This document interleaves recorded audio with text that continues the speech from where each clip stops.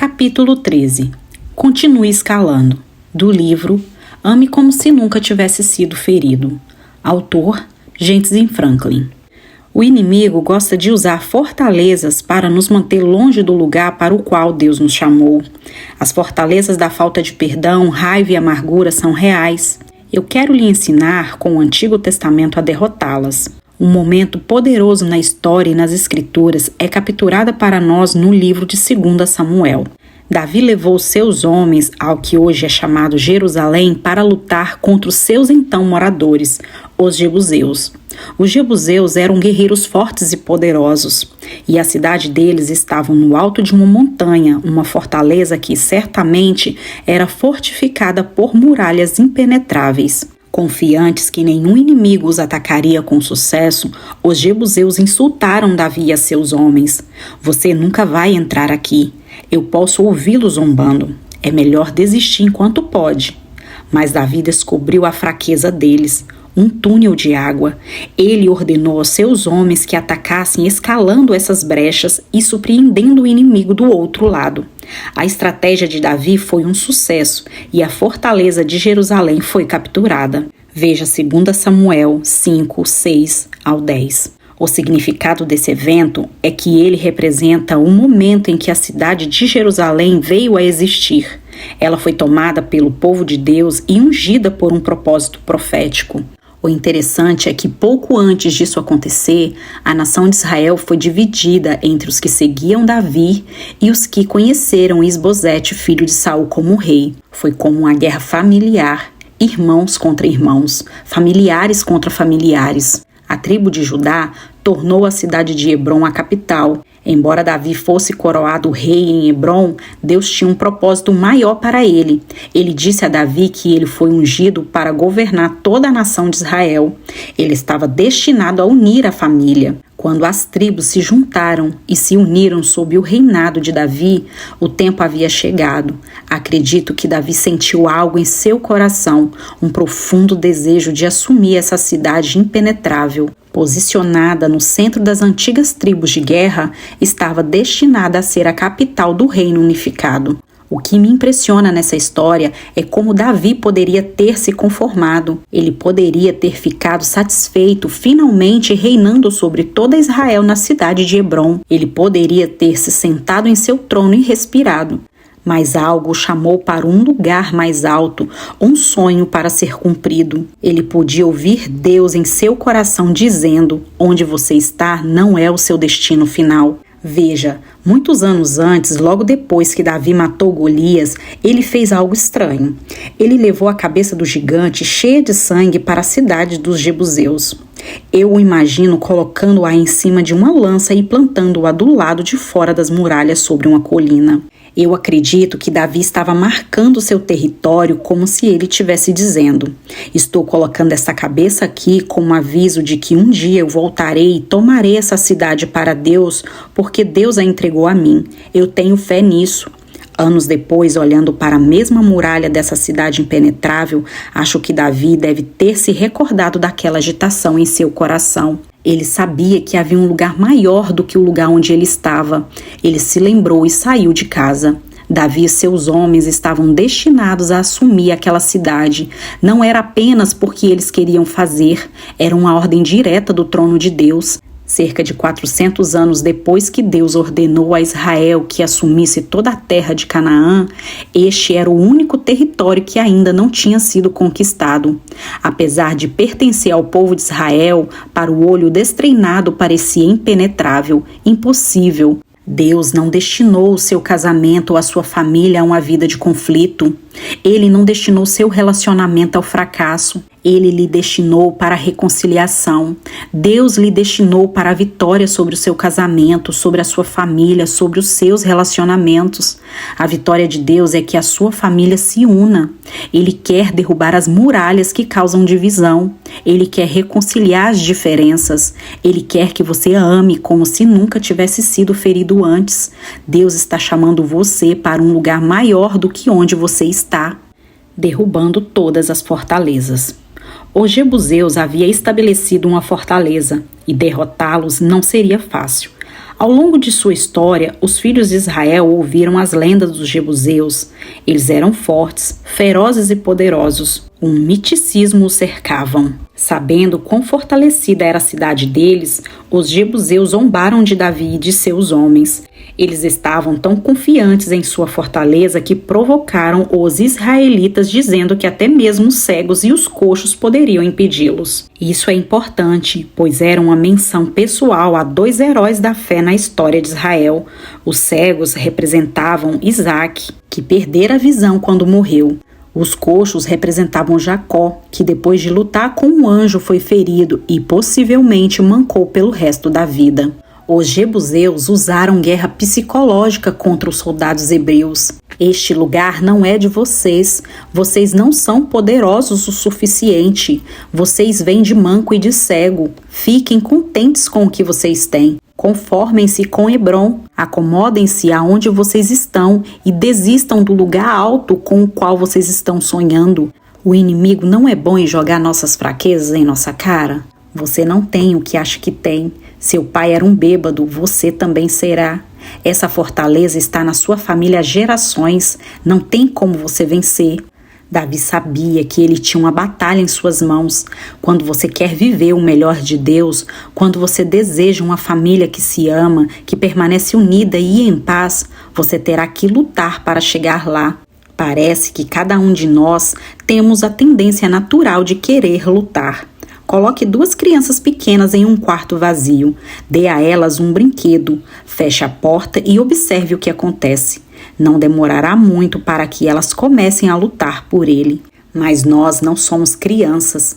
Como cristãos vivendo a caminhada do reino, temos que aprender a lutar direito. Paulo escreveu: pois, embora vivamos como homens, não lutamos segundo os padrões humanos. As armas com as quais lutamos não são humanas, pelo contrário, são poderosas em Deus para destruir fortalezas. 2 Coríntios 10, 3, 4. Acho interessante que as peças da armadura que Deus nos deu em Efésios 6 sejam defensivas. Essas incluem a couraça da justiça, o capacete da salvação e o escudo da fé. A única arma ofensiva em nosso arsenal espiritual é a espada do Espírito, que é a palavra de Deus. Quando você está lutando pelo seu futuro ou pelo futuro da sua família, a única tática ofensiva de que você precisa é a palavra.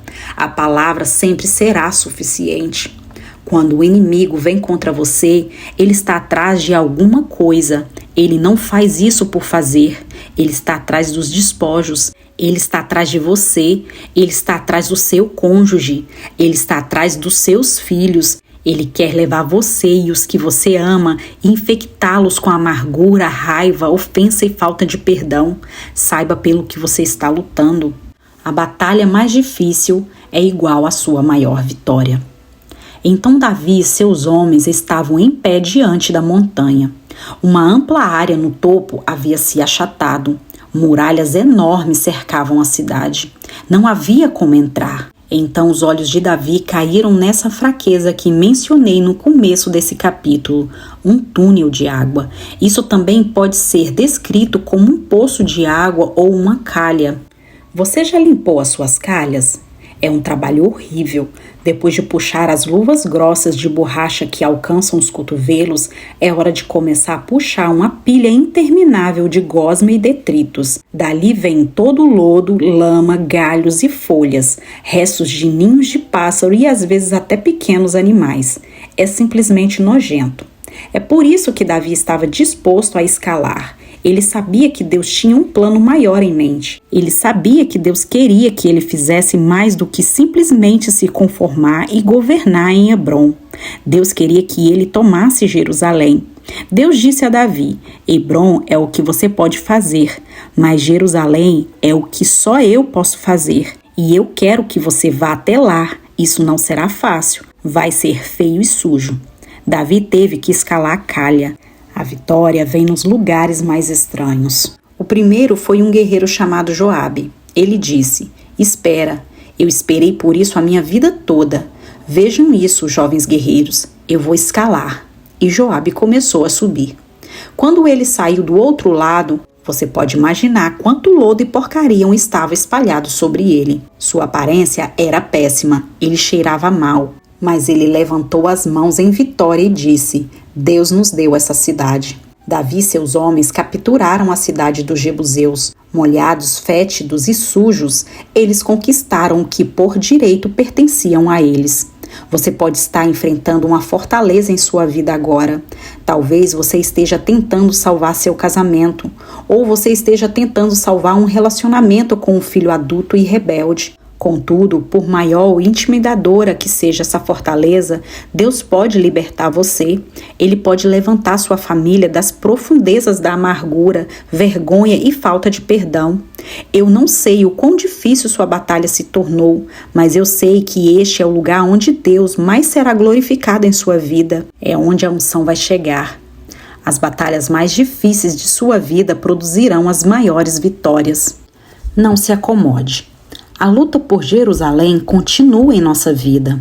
Na virada do século XX, Theodor Herzl, um visionário por trás do sionismo moderno, embarcou em uma busca para estabelecer uma pátria para o povo judeu, que nesse ponto estava espalhado por todo o mundo e não tinha um lugar para chamar de seu. Em 1903, Herzl pediu ajuda à Grã-Bretanha. Nesse mesmo ano, no 6º Congresso Sionista na Suíça, Herzl propôs o Programa Britânico de Uganda, desenvolvido por meio de negociações com os britânicos. Convocou o povo judeu a se restabelecer em mais de 12 mil quilômetros quadrados em Uganda, na África, atual Quênia. A ideia foi recebida com muita controvérsia. Debates acirrados e acalorados revelaram uma oposição generalizada ao plano. De fato, a proposta quase dividiu o jovem e apaixonado movimento sionista. O programa britânico de Uganda era o plano B. O plano A era que os judeus recuperassem a Terra Santa. Alguns acreditam que deveriam se restabelecer em Uganda e se contentar com o que poderiam conseguir. Talvez eles voltariam às suas terras mais tarde, mas, por enquanto, eles deveriam ficar com o plano B. Outros recusaram o plano B imediatamente. Isso não era o que Deus tinha prometido ao povo de Israel. Eles tinham direito ao território de Jerusalém e nas áreas vizinhas. Eles deveriam lutar por suas terras. Embora a proposta tenha sido investigada brevemente, o plano foi rejeitado durante o 7º Congresso Sionista em 1905. A maioria dos delegados se recusou a considerar qualquer pátria judaica diferente da terra de Israel, sua terra prometida. Depois que o plano de Uganda foi rejeitado, Lord Arthur, ex-primeiro-ministro da Grã-Bretanha, encontrou-se com Chaim Weizmann, um sionista na Grã-Bretanha que mais tarde se tornou o primeiro presidente de Israel. Para Lord Arthur, a resistência ao estabelecimento dos judeus perseguidos em uma área segura na África era inconcebível. A história conta que Chaim Weizmann perguntou ao Lord Arthur: "Suponha que eu lhe ofereça Paris em vez de Londres." "Mas, Dr. Weizmann, temos Londres", respondeu o Lord Arthur. "Isso é verdade", disse o Weizmann, "mas nós também tínhamos Jerusalém quando Londres ainda era um pântano." Um homem com o nome de David Ben-Gurion, o primeiro-ministro de Israel, finalmente conseguiu estabelecer a independência da atual Israel. Enquanto a luta por Jerusalém ainda está em andamento, em 1948, na Assembleia Geral das Nações Unidas, apoiada pelos Estados Unidos e pela União Soviética, concordou com a criação do Estado de Israel. Ben-Gurion entregou a Declaração de Independência do país. O inimigo gosta de nos oferecer o plano B. Ele quer que nos conformemos. Ele quer que fiquemos em nossos lugares. Ele quer nos impedir de sonhar alto.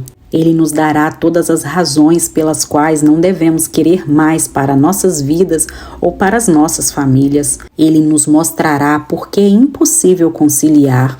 Ele tentará com todas as forças extinguir o fogo apaixonado por um lugar maior do que onde estamos. Eu me pergunto, quantos de vocês estão se acomodando com o plano de Uganda em suas vidas? Talvez você tenha aceitado o fato de que você e um filho adulto nunca terão um relacionamento próximo. Talvez você tenha finalmente aceitado assinar os papéis do divórcio. Não se contente com o plano de Uganda quando Deus diz: você está indo para Jerusalém, eu vou lhe dar o lugar da minha glória. Não se contente com o plano B quando Deus diz fazer infinitamente mais do que tudo aquilo que você pede ou pensa. Veja Efésios 3:20. Pense sobre isso. Se Davi tivesse se conformado em Hebrom, o plano de Deus para a redenção não teria sido realizado. Você se lembra de como Davi plantou a cabeça de Golias fora das muralhas da cidade dos Jebuseus? 1000 anos depois, Jesus foi capturado e trazido para a mesma cidade. Ele foi torturado e pregado em uma cruz no Gólgota, que é traduzida como lugar da caveira. Por que era chamado lugar da caveira? Muitos estudiosos acreditam que é o lugar exato onde Davi colocou a cabeça de Golias. Gênesis 3,15 diz: porém inimizade entre você e a mulher, entre a sua descendência e a descendência dela. Este lhe ferirá a cabeça e você lhe ferirá o calcanhar.